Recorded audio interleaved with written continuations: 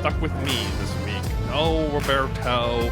It's the 4th and 1 podcast. Everywhere you get your podcasts, at 4th and 1 podcast. You can find us on Instagram, Facebook there, TikTok. Is the 4th and 1 pod. We're coming at you live on a Tuesday. It's going up on a Tuesday. Nice. And thank you. Right now, Toledo is losing to Louisville 3-14 with 2 minutes to go in the third quarter. They're about to punt the ball to Louisville just because, everyone really, really cares. Micaiah, hello. You did not have a reaction podcast. No, I didn't because I was busy. So Perfect. I did not have a reaction podcast. I was just double checking to make sure. By the way, that is the Bush's Boca Raton Bowl that is being played right now. Per usual, Simeon's being a little funky, being a little weird.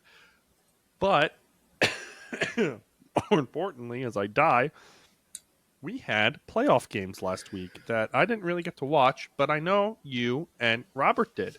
Robert obviously wasn't here to chat with us about them. So let's go and look over. Let's start on the Friday night game, which started 17-0 with Oklahoma and ended 34-24 Alabama. Micaiah, Kalen DeBoer ain't going anywhere, I don't think. Yeah, with 10 minutes to go in the second quarter, I think it was a lock.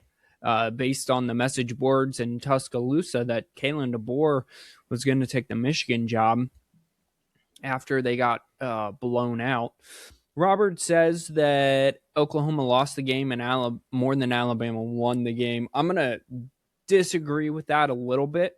Alabama had the pick six to get back in it, and then Ty Simpson didn't turn the ball over the rest of the game, and Alabama's defense really just was able to come up with a game plan for the rest of the second quarter and the second half to really shut down John Mateer, who had that offense rolling, especially through the air there early on.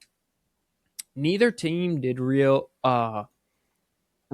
anything on the ground.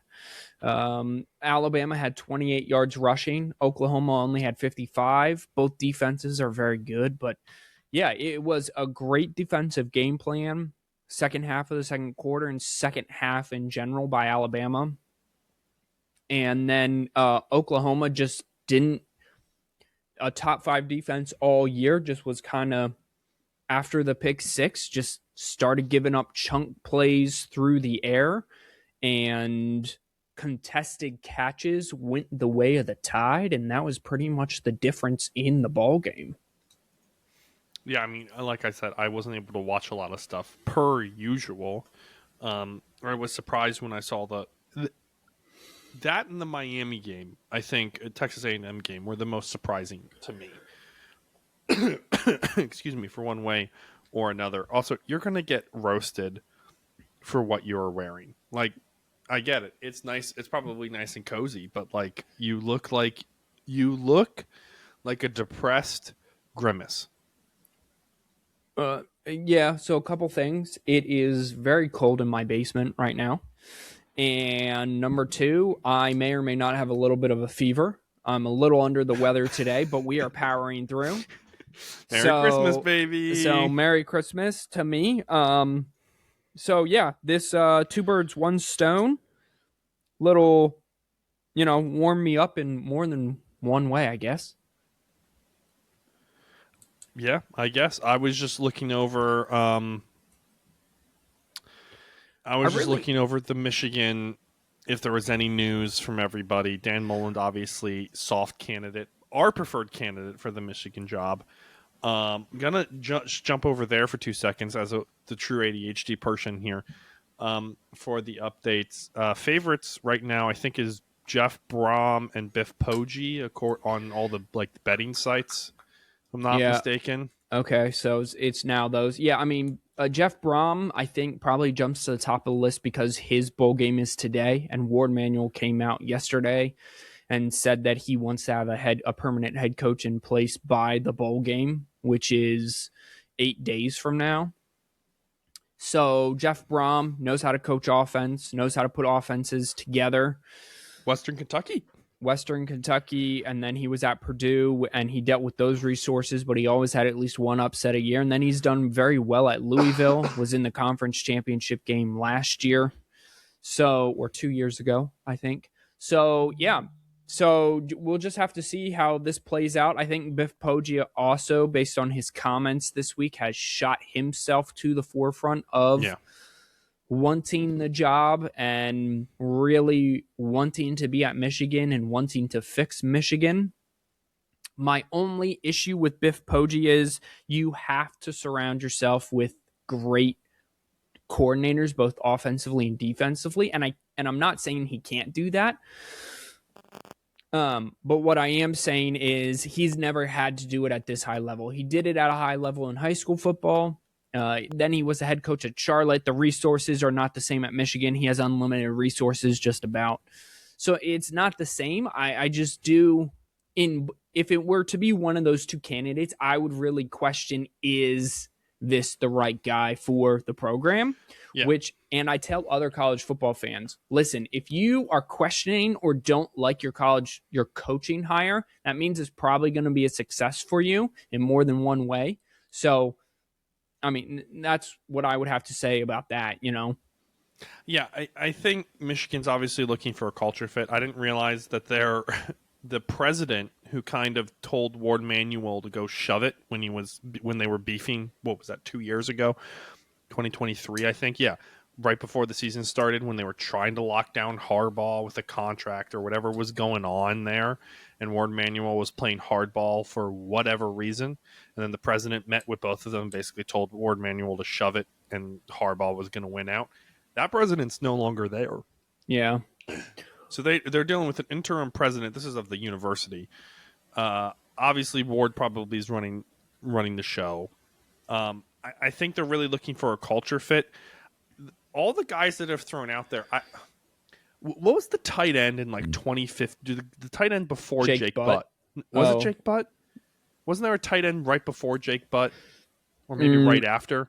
Maybe. I saw a clip of him. It might have been Jake Butt. But basically saying Jed Fish, he had that one season at Michigan when he was an assistant. And Jed Fish, he didn't know what it was like to be coached until Jed Fish coached him. That's another name, head coach at Washington, that are out there. The issue that I have with all of these guys is, are we going for a culture fit, or are we going for a guy who can win? Because when Alabama got Kalen DeBoer, that was a guy who could win games. Right. And now we're looking, all the guys who can win games are taken. So now we're looking at, I guess we're having to hire for a culture fit. Well, Jeff Brom, he's won where it's hard to win at Purdue, obviously, right? Purdue, worst team in the Big Ten. I believe he has a above 500 record at Purdue, right? He made a Big Ten title game against Michigan, right? Jed Fish, 11 wins at Arizona in back-to-back seasons. I think he went 6-7 last year at Washington. This year at Washington, I believe he's 8-5 on the year. So these are guys who can win, but more 9-4 this year at Washington. But more importantly, both know offense, right? So you can come in and immediately talk to Bryce and say, "Hey, Bryce, this is my offense. This is what I want to run. This is how I'm going to make you a better passer and a better candidate for the NFL." Right? Jeff has the more development from a QB perspective. He has Aiden O'Connell and now Tyler Shuck, both in the NFL. Jeff Brom, Brom, I'm sorry. Yeah. So you are correct. Jed Fish, however, did a lot of things with Nova Fida at Arizona, and then this year with Damon Williams, he had a pretty good, freshman season. Yeah. My only problem, again, with Biff Poggia would be you can't go to Bryce and talk X's and O's if you're Biff Poggia. I mean, you can a little bit because you got to know football, but you're going to leave that up to the coordinator. And Michigan just lost Chip Lindsey to Missouri, right? So either way, they're going to need a new offensive coordinator. I just think you're going to all of the young talent is on offense. I think it would behoove Michigan to hire an offensive-minded guy rather than someone like a Biff Poggi. However, I would plead to keep Biff in the house because it seems like Biff is a big part of that program. Yeah. Even if he's not the head guy, just having him around the building seems to be a good thing for Michigan. Yeah, I think Biff is a CEO type, right? Like, Right. not that Nick Saban couldn't call X's and O's, but He Nick could, Saban, right. he could. I don't think he didn't call his defenses, right? No, he didn't call his defense, but it was his defense that his correct. coordinators He were was running. installing it. Right. Biff is the CEO type. Biff is a James Franklin. Is probably the best use there. Where he's going to. I would say more like Dabo. Sure. I mean, to me, same. Like, we're looking at guys who are more about the installing a culture at their respective schools than they are about necessarily being the tacticians on the field. And I mean, we kind of saw that with Charlotte, with Biff. We definitely saw that for him in high school. That's obviously the thing that I'd be worried about with a guy like Biff Poggi is coming on board and being like, well, you didn't win at Charlotte. Like, yes, it was basically they didn't have a football program until however many years ago, right? Like, you were building from the ground up, but I was kind of expecting you to show up. But here he is back at Michigan, and I think players haven't left because of Biff, right? In theory, we should be hearing about players entering the portal, right? We have Dylan Raiola leaving. We have other, and I think most of the players haven't left yet because of Biff. Micaiah, this is probably the good time to bring up what Robert said in the group chat. And since I see you're on your phone, if you want to bring it up, we're going to hit him with a sorry, Mom, right off the bat here, because I think this is also a top 5 coaching role, like a Michigan, like an Ohio State, is not necessarily, there's not an archetype for who you put in and who is successful at this type of role, right? I wouldn't have said Ryan Day, back to your point, I wouldn't have said Ryan Day was going to be successful at Ohio State. Well, and Ryan Day he was successful before, but he wasn't national championship successful until he became the CEO, until he gave over play calling, right, to to Chip Kelly last year. Right. So do you need a CEO? Absolutely. But Ryan Day's background is tactician and offense. Right. Ohio State is running Ryan Day's offense. Brian Heitline's going to UCF. He's running it. What's going to stay next year is Ryan Day's offense. And whoever he gets as the OC is going to come in and run the offense. But Robert had this to say to all the Ohio State fans and all the other fans out there who are blowing up TikTok, 4th and 1 Pod, and our Facebook page, 4th and 1 Podcast, by saying that Michigan is not a top 5 job. It absolutely is. And Robert has summarized this very poetically. And it's a little blue, but I'm going to read it word for word. Ohio State fans can suck my white fat balls. There's 5 elite programs in the country, like it or not.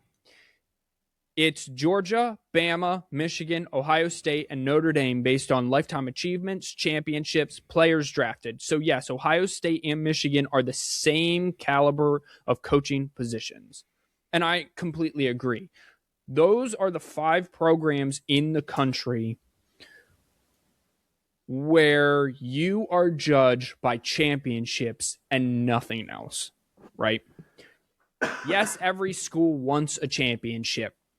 Yes, I would also throw Texas in there because Texas is right on that border where they kind of got crazy fans. However, I would say that Texas leans a little bit more to the Texas A&M wild side where they will just flip over a coach at a second's notice. These 5 programs, they expect to have really good seasons, but if they have a down year, the administration isn't panicking, right?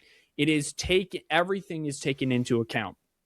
I don't think you can't say that about Texas, right? You cannot say that. I mean, there are fringe wild fans that want to fire Sark. Okay, you can't say that about USC because USC again, like they ran off Lane Kiffin, and then they cycled through coaches right after that. Right. Speaking of Sark, yeah, Steve Sarkisian. You could, I think, bring Oregon into that category as well, but Oregon doesn't have the national championships and the achievements. Oregon's not a blue chip program; they're a new chip program and a very successful new chip program. That was very poetic. I really like that. And then finally, I do think that Clemson is talking themselves into this category, but again, it's more recent success than it's new chip success rather than blue chip success. And they're trending in the wrong direction. Where Oregon would be trending up, and then if Mario Cristobal not left really didn't help them. Anyway, does not matter. So Ohio State fans, Robert just wants you to know you're wrong. Michigan and Ohio State, same caliber of job, and I completely agree with him. They're just feeling themselves. That's the why though. Because they won the championship last. I don't know. Because they wear red. Because they wear red. It's scarlet. Oh, I'm sorry. Yeah. I won't read what Robert. I want to read what Robert says and just roast Ohio State, but comments don't understand context anyway. All right, let's look at the Saturday game. So that was Friday game. Obviously, Alabama moving forward. Who are they playing? I have it up here. They're moving on to play Indiana in the Rose Bowl. Last time Alabama played a Big Ten champion in the Rose Bowl, did not go well for them. I assume we'll preview games then? Yeah. I thought you were going to make a sassy comment. I forgot you're not feeling well. All right. So let's get Tulane and JMU out of the way. I haven't gotten to say my piece here. Go for it. Do you have anything that you want to say about the game's X's and O's before I say? Obviously, Oregon, not obviously. I was hoping for an upset. Obviously, Robert was. That one is obvious. For JMU, Oregon, Tulane, Ole Miss. Ole Miss won. The game was closer than the 41-10 score. Oregon, James Madison, the game was not as close as the 51-14. That's saying, do you have anything X's and O's? Like, did you learn anything besides the fact that Oregon might be, national champion contender-ish?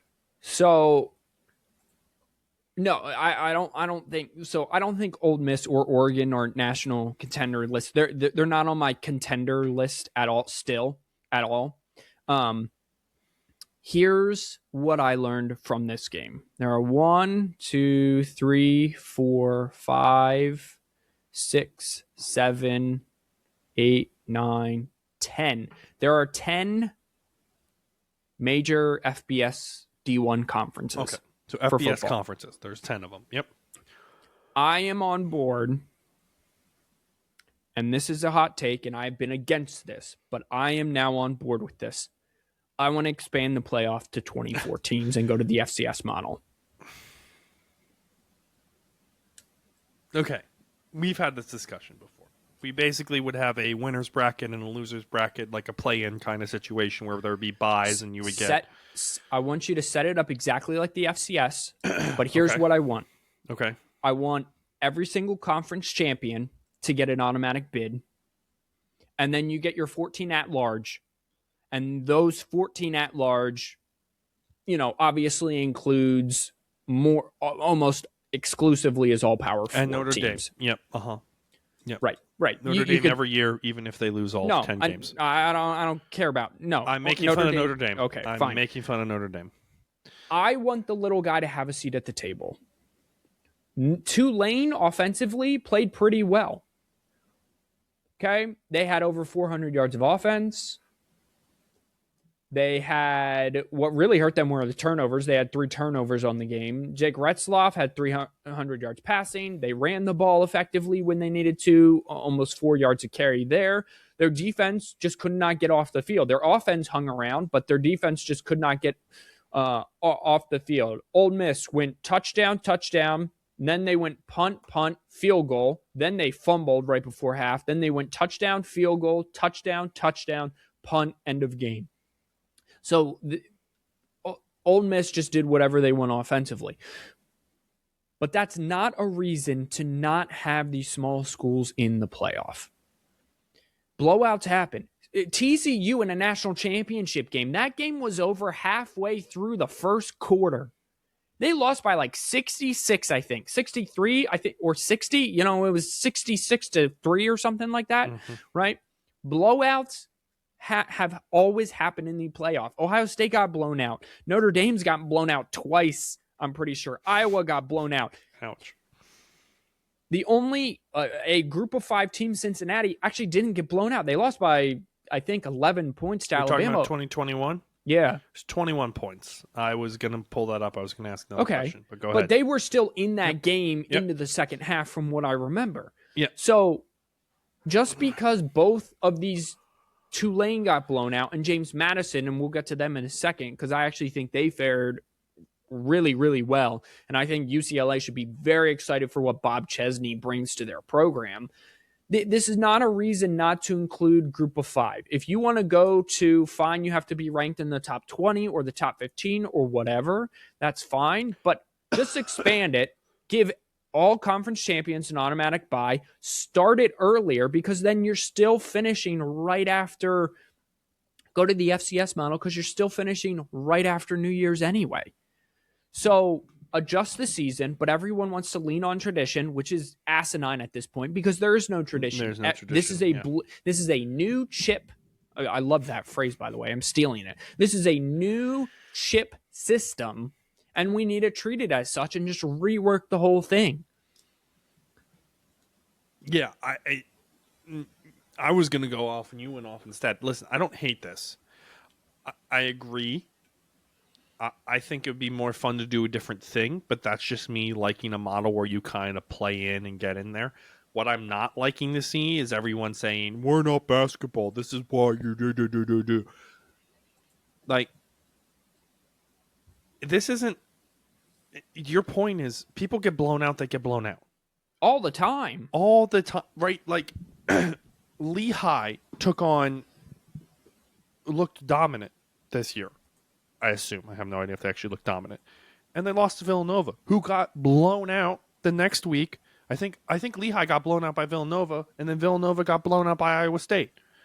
And speaking of FCS, like, the issue that I'm having, and we've had this discussion before, is the culture of college football is turning into we need to be as juiced as humanly possible. When in reality, the games that we like to watch are the close games. Right? Like, everyone and their mother liked watching Miami versus Texas A&M this past weekend. Texas A&M lost. Great team. In theory, better. They just lost. If Miami didn't miss 3 field goals, it would have been a blowout. 100%. Micaiah, a great example going back to 2021. Alabama in the third quarter was only up 11 points. And going into the half, it was 3-17. Cincinnati, Alabama for the 2021 Cotton Bowl. The idea that these teams shouldn't be in there is bull. Can I ask you a question? Yeah. Do you think Clemson is a big time program? No. You don't think Clemson's a big time program? I think they're, if like an S tier, if we're doing a classic tier list, an S tier is a big time program. Clemson isn't currently an A tier. Okay, fine. They need to win again to get there. Is Tennessee an A tier program? Yes. Okay, great. Currently. Clemson lost by 2 touchdowns to Texas last year. Yeah. Tennessee lost 42-17 to Ohio State. The number 1 seed the next game, Ohio State to Oregon in the Rose Bowl, 20 points. And that game was over at the end of the first quarter because it was 21-0 in a blink of an eye, 41-21, right? So everyone wants the 2023 Rose Bowl where it's coming down to the last play, 4th and 5 with 2 minutes to go. Everyone wants the 2022 playoff where it came down to the last kick for Georgia, Ohio State, and Michigan Michigan TCU was a wild back and forth shootout. We don't know what these games are going to look like. Look at the freaking. I saw it. I don't know who I saw it from, so I'm sorry to give him credit. The Super Bowl last year was a 14 plus point blowout. I mean, it was 40-6 at one point in the fourth quarter. Yeah, Pacers beat them in 5 games. NBA Finals. Other way around. Oklahoma City beat the Pacers in 5 games. I think that one went 7, but it went 7, but they beat them by 15 or whatever the case is. Yeah. Dodgers. Who did they play this year? They destroyed them in the World Series, right? Yeah. Well, I think that one. I'm not sure, but yeah. No, the Blue Jays. Everyone wants a game like the Blue.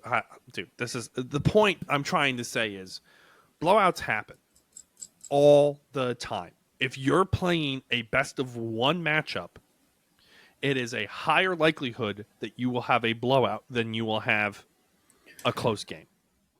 And everyone using the argument, we are trying to get the best 12. This should be the best 12 teams in college football. It has never been the best teams. It has always been the most deserving. Yeah. Going to the BCS and then going all the way back to the BCS and then going to the 4-team playoff and now the 12-team playoff. It has always been about who deserves to be there. We need to go to a BCS ranking system. Back to a BCS ranking system. Because you know what I remember hearing, and Makai, correct me if I'm wrong, your memory is better than mine in this case. It was never, when the BCS rankings, it was never, oh, this person should have been in, this person that, this team should have, this. It was always, man, we couldn't get 1 and 2 to play each other. The problem with the BCS was, from what I remember, because I was just getting into college football. The problem with the BCS was that they only let 2 teams in. Right.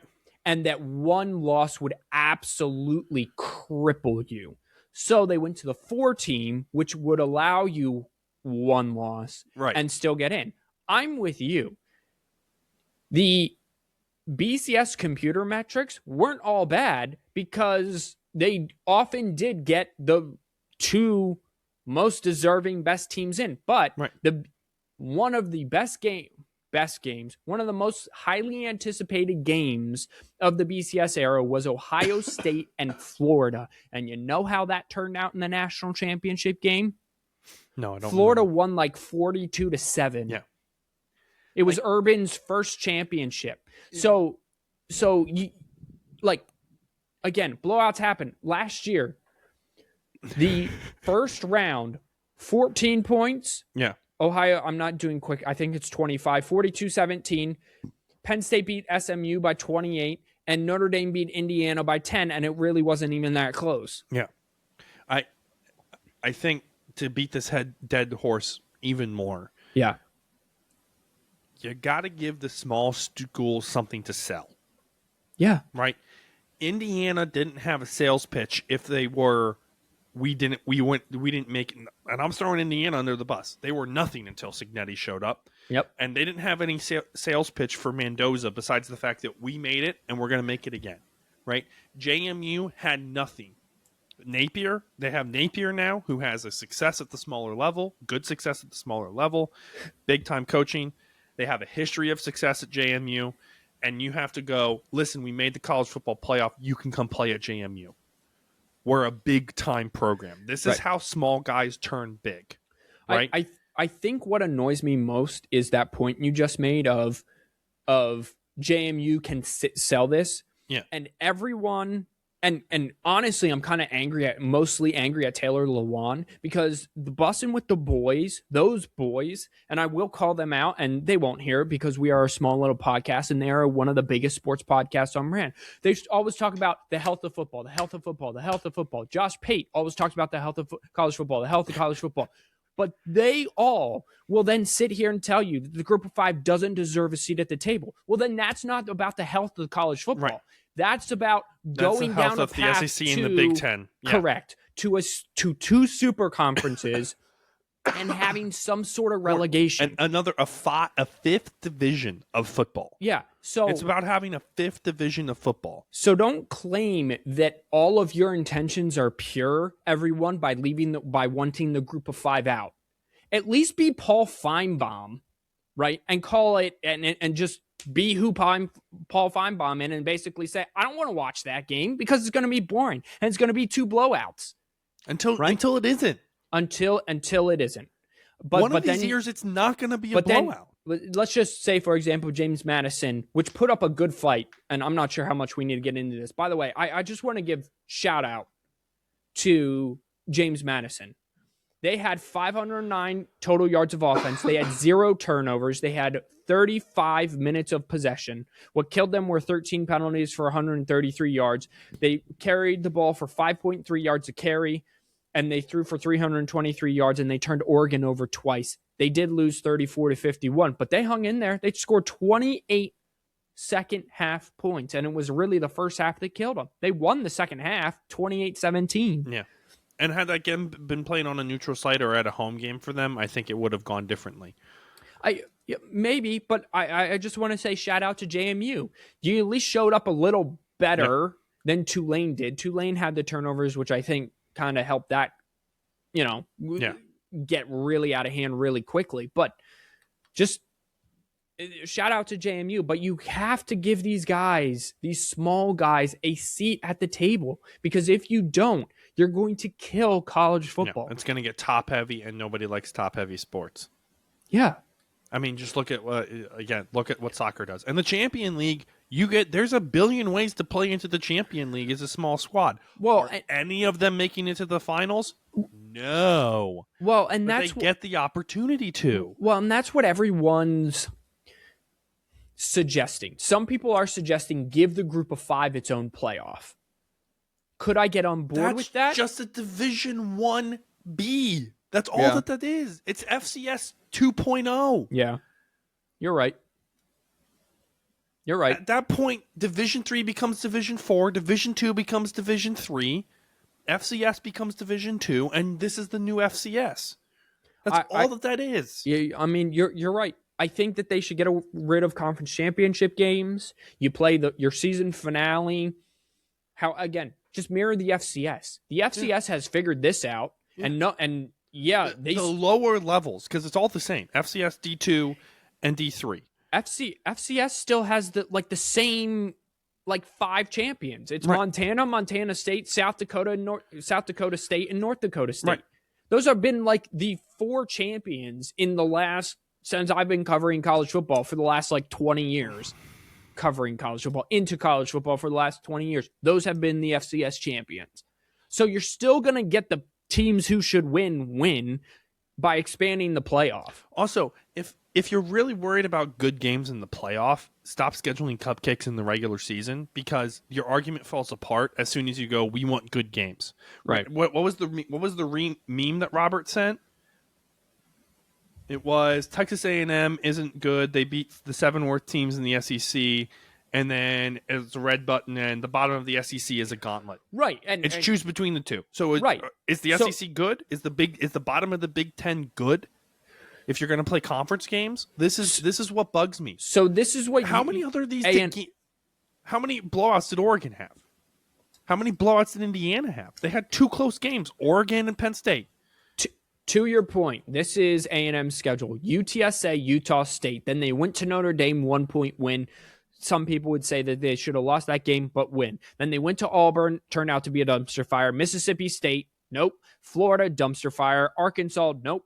LSU, who was ranked at the time. Missouri, who was ranked at the time. Both fell apart down the stretch. South Carolina, nope. Samford, nope. And then the one real big test, Texas, they lost by 10.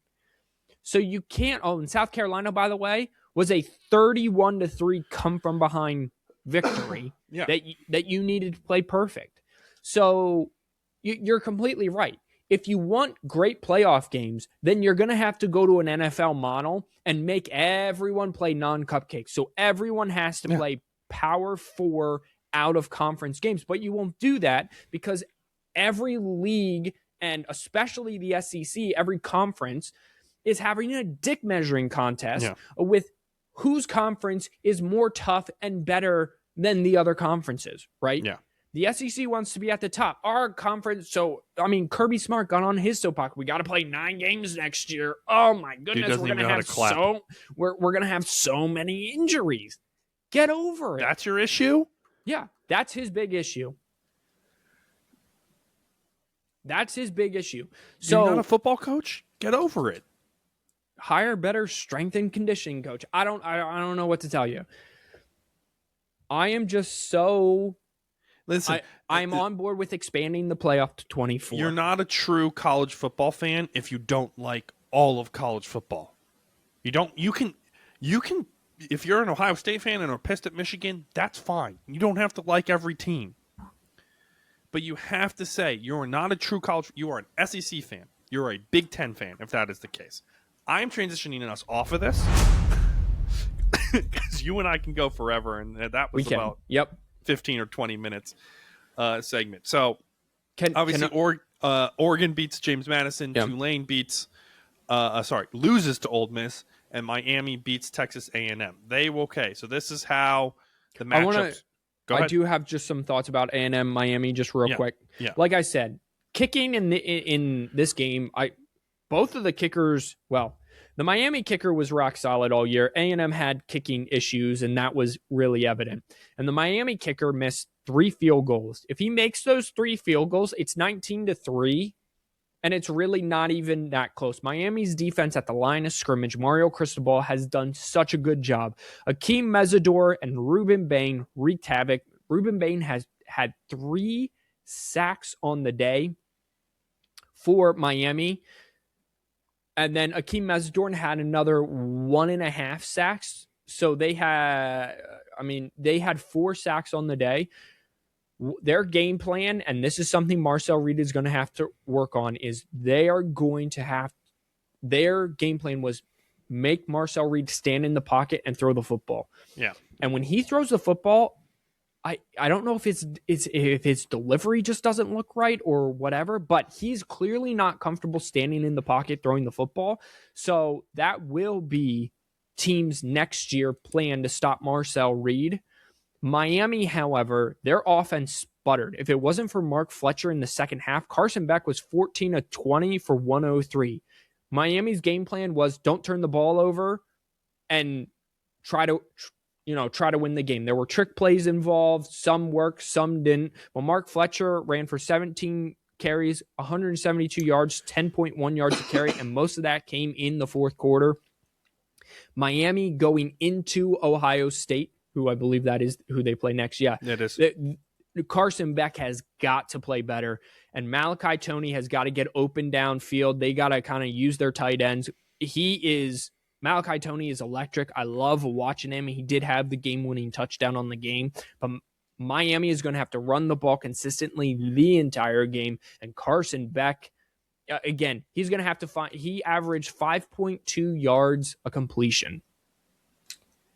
Dang. Yeah, so he's going to have to find chunk plays down the field. But this game was a defensive slugfest, and Miami's defense was just better for all of the game. I wouldn't have said that was going to be the defensive game was going to be the Miami Texas A&M game. That's not the game I thought it was going to be.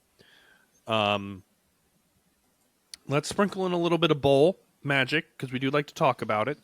Let's real quick while we're here. I just want to check on the Toledo-Louisville game. Toledo is now down 7 with 6 minutes to go in the fourth. So, just so you know, Miller Moss has 153 yards on the day. By the way, Robert's on a roll right now in picking games and just out and predicting outcomes and stuff. And he said Jeff Brom will be the next Michigan head coach. Oh. So, if that's true, we should probably have an announcement as soon as that game's done in the next 48 hours, I would assume. I would imagine. That game's currently being played on ESPN. It's all on ESPN. ESPN has everything.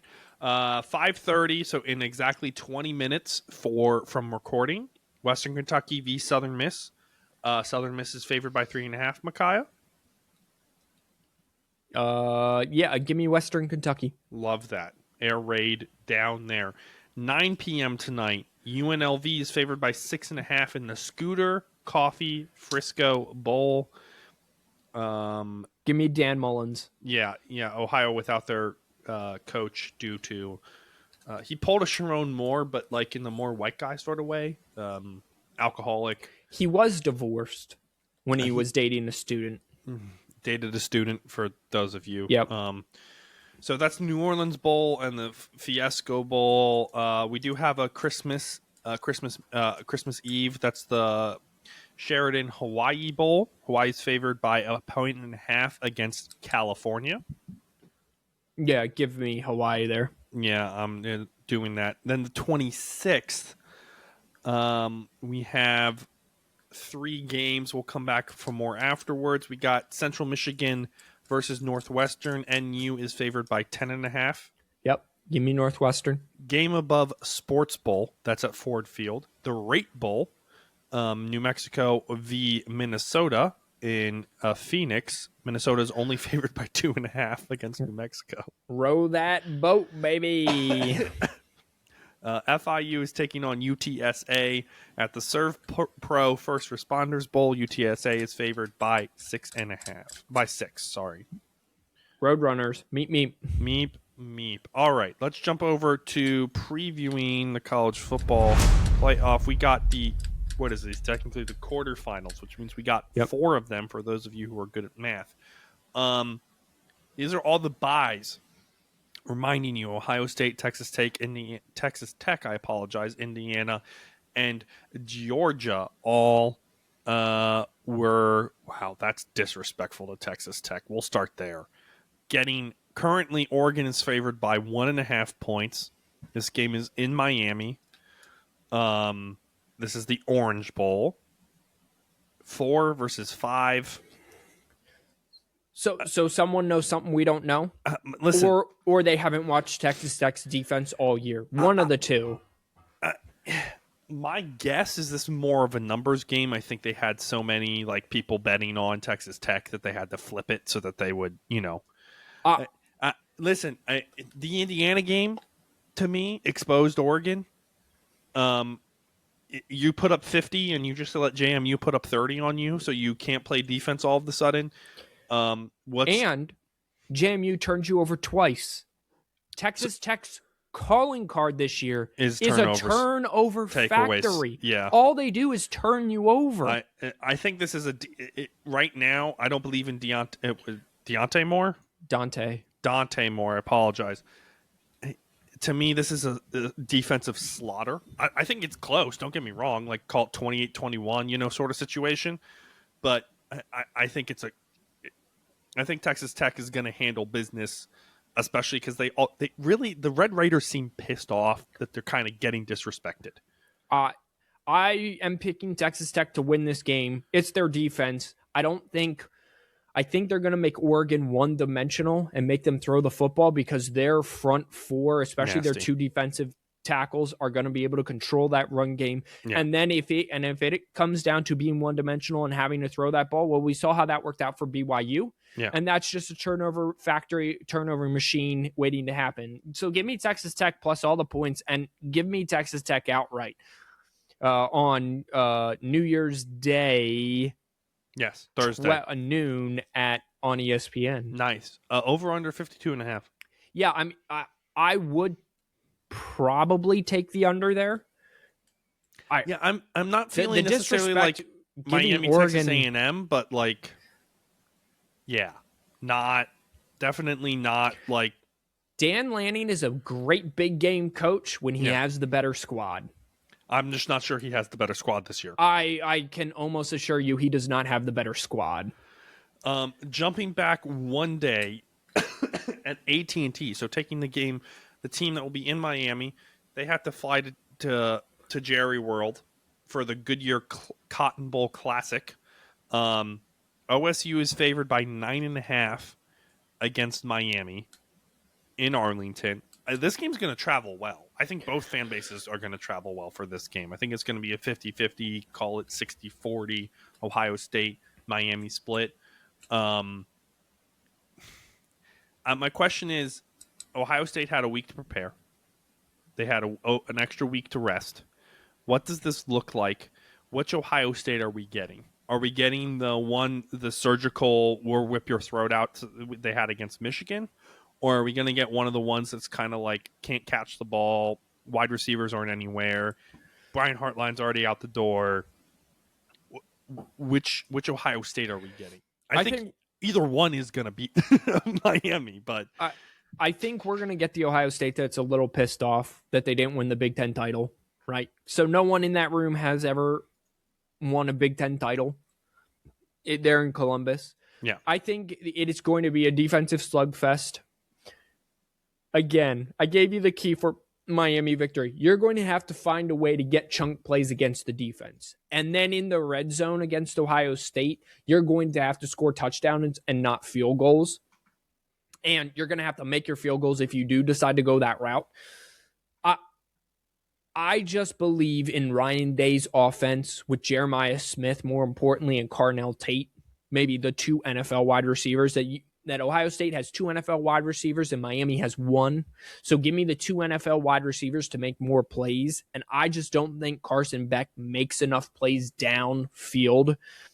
And Ohio State's defense dominates the game in a low scoring 17-13 type of game.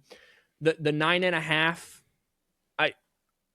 I think I would take Miami to cover, if anything, but I'm taking Ohio State outright to win this game. Again, I like even 17-6, something like that. That would be, I think Miami's defense is good enough to hang around. I think Ohio State's defense keeps Miami off the board, as Ohio State's defense did to every single appointment, even the Big Ten championship game. What was that, 13-17? Yeah.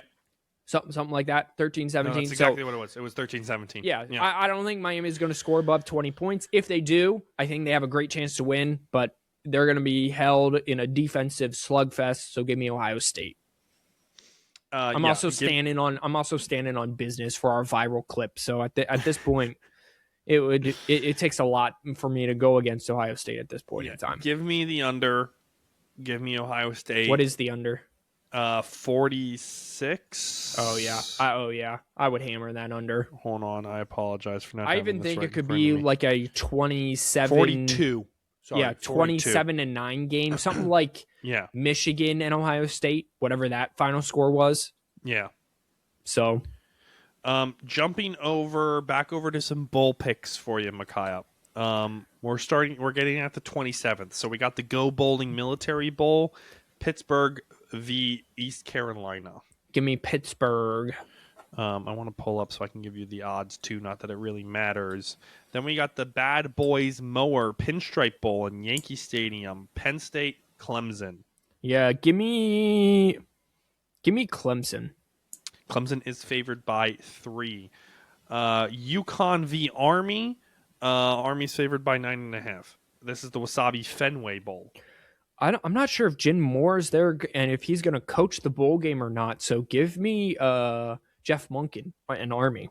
Yeah, that's a good pick. We got our first ranked of the season. It's the Pop-Tarts Bowl, Georgia Tech v. BYU. It's the greatest bowl in the history of bowls.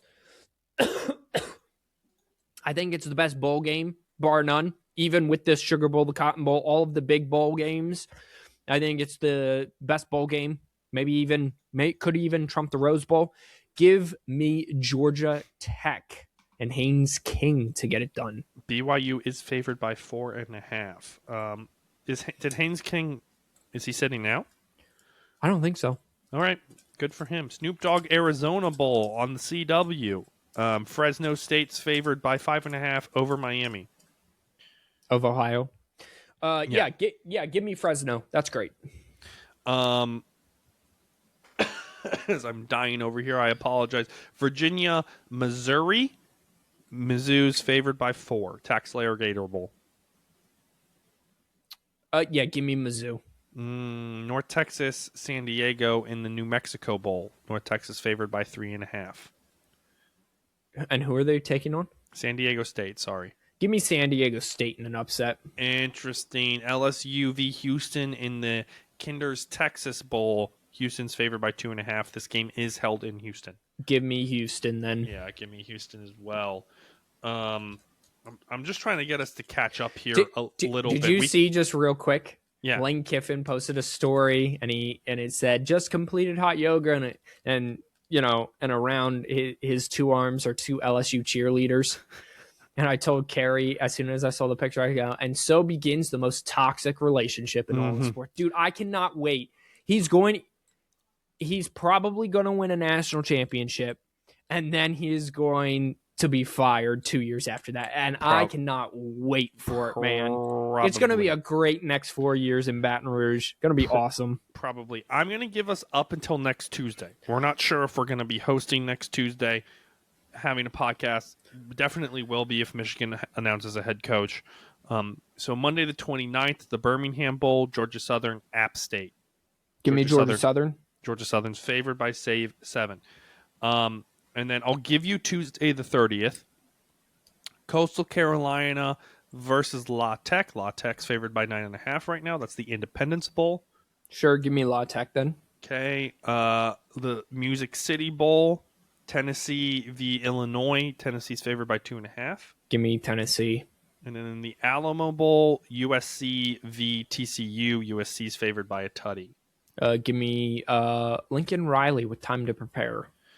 Yeah, I think that's fair. Now, granted, that game is in Texas, so we'll see. That does get us to December 31st. That's when there are a few other of the bowl games. And then the day after that, we pick up, obviously, the New Year's bowl games. We got this is the most intriguing one to me. It's Alabama v. Indiana. This is the Rose Bowl, obviously. We didn't talk about this yet, right? We just brought it up, didn't talk about it. Illinois is currently favored by 7 points. Indiana, you mean? Indiana. Oh, my gosh. So here's the deal.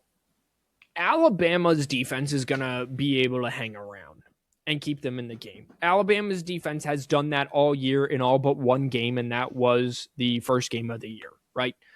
Alabama's defense is good enough to put clamps on Indiana if it's one of those games. Indiana's offense is good enough to put 35 points on Alabama. That is clear. Can Alabama stop Indiana's run game? That's first and foremost. Because when you do that, Ohio State showed it. They stopped it for a majority of that game, and they were winning until late. The key for Alabama, though, is you're going to have to run the football.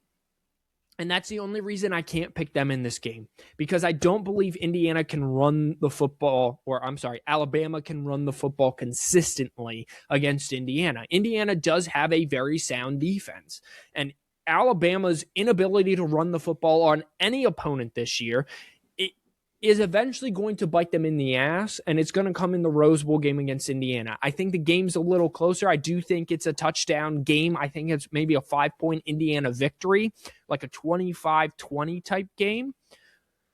But if Alabama comes out and they have 50 yards rushing at the end of the first quarter and they have 100 yards rushing at halftime, guess what? Alabama's walking away with this game because they found a running game and they're going to be able to control the line of scrimmage. Kalen DeBoer and Ryan Grubb are going to find a pass game one way or another. But it's their inability to run the football that keeps them from being a natty contender, at least on my list. So give me Indiana in a close one, but I'm not going to be surprised if Alabama finds a little bit of a running game if they are able to pull the upset here. Yeah, I think Alabama's been shaky and necessarily hasn't had that really final drive that Indiana has had to put on multiple times now. I agree with you. Give me Alabama plus the points, but Indiana outright. Give me under 48.5. Yeah. For sure. Yeah. I don't think this game's going to be close. I don't think it's going to be Big Ten close, but it's probably... If I'm betting of the 4 games for that kind of weekend, or not weekend, but middle of the week, the Alabama-Indiana game is going to be the closest. Just putting that out there. Last game is the Sugar Bowl in New Orleans. So it's South on South crime. It is the most expensive ticket. It is 8 p.m. All these games are on ABC. ESPN. Just screw me, man. Holy crap! I am struggling tonight, huh? And I'm not even sick, so I have no excuse. Ole Miss v. Georgia, 8 p.m. ESPN at the Caesar Superdome in New Orleans. Georgia is favored by 6.5. Over under on this game is 55.5. Give me Georgia in a massive blowout. Yeah, isn't Trinidad Chamblers injured? No, Trinidad is going to play. I just think that all this buildup, Lane left, offense had time to prepare. Against it's Tulane, skill gap there. Ole Miss does what Ole Miss is supposed to do.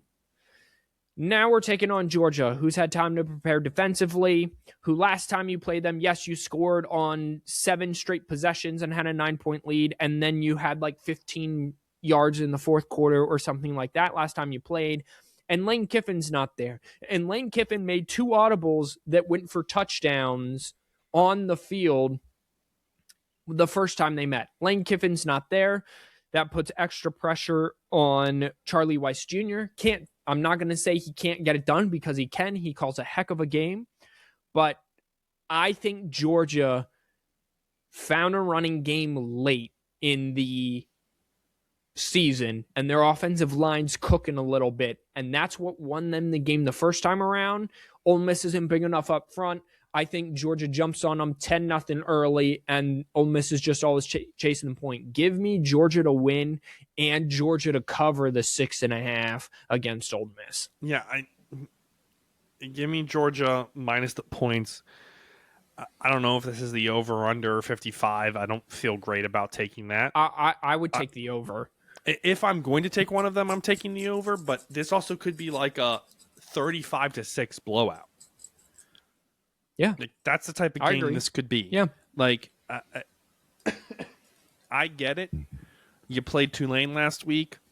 You guys kind of were able to find your identity. You don't have an interim coach. You have a head coach. The offense coordinator has stayed put for the rest of the season if you guys keep winning out.